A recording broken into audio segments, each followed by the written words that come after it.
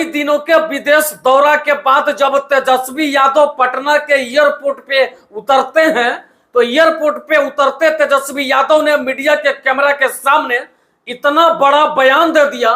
जिससे कि तेजस्वी यादव की विरोधियों की हेकड़ी निकल गई।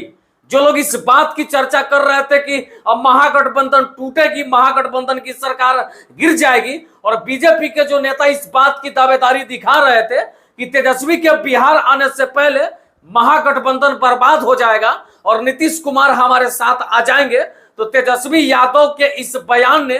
उन लोगों को भी नीचा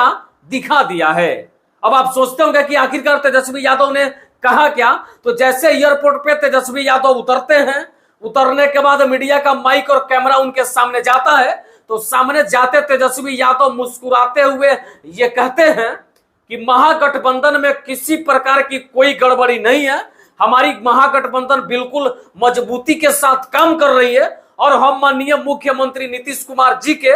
नेतृत्व में काम कर रहे हैं। बाकी महागठबंधन का सब कुछ ठीक है। अब कुछ लोगों को यह लगता था कि विदेश से वापस आने के बाद एयरपोर्ट पे तेजस्वी यादव का चेहरा मुरझाया हुआ होगा, लेकिन तेजस्वी के चेहरे पे किसी प्रकार की कोई परेशानी नहीं थी और मुस्कुराते हुए तेजस्वी यादव ने जैसे ही ये बात कहा उसके बाद विरोधी दलों में जो है खलबली मच गई। वहीं दूसरी तरफ के पाठक और शिक्षा मंत्री चंद्रशेखर का जो विवाद था सुर्खियों में था। शिक्षा मंत्री चंद्रशेखर की बात के पाठक से नहीं बन रही थी क्योंकि के पाठक ने चंद्रशेखर के सवालों का मुंह तोड़ जवाब दिया था। तब तो चंद्रशेखर जो है लालू प्रसाद यादव के पास गए और के पाठक के बारे में सब कुछ बता दिया, लेकिन उसके बाद लालू प्रसाद यादव ने के पाठक के खिलाफ कोई भी बड़ा एक्शन नहीं लिया और कुछ भी करने से इनकार कर दिया। तब तो चंद्रशेखर को लगता था कि जैसे तेजस्वी यादव विदेश दौरा खत्म करके बिहार आएंगे, राजधानी पटना आएंगे, तब हम उनके पास जाएंगे,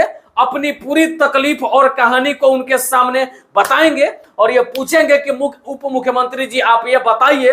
कि एक पदाधिकारी बड़ा होता है कि मंत्री बड़ा होता है। लेकिन तेजस्वी यादव के इस बयान ने यह साफ कर दिया, जो बयान उन्होंने दिया कि हम मुख्यमंत्री जी के नेतृत्व में काम कर रहे हैं, इससे साफ तौर पे जाहिर होता है कि अब शिक्षा मंत्री कितना भी रोवा करना क्यों नहीं करे, अब तेजस्वी यादव के पाठक के पास सामने जो है और के पाठक के खिलाफ कुछ नहीं कर पाएंगे, क्योंकि चंद्रशेखर चाहते हैं के पाठक को अपर मुख्य सचिव के पद से हटाया जाए, लेकिन नीतीश कुमार चाहते हैं कि के पाठक उसी पद पे बने रहे और कुछ बेहतर कार्य कर रहे हैं तो करते रहे। लेकिन इन तमाम चीजों को देखने के बाद अब यह कहा जा सकता है कि महागठबंधन को बचाने के लिए, अपनी राजनीतिक करियर को बरकरार रखने के लिए, बिहार की सरकार को बरकरार रखने के लिए तेजस्वी यादव और महागठबंधन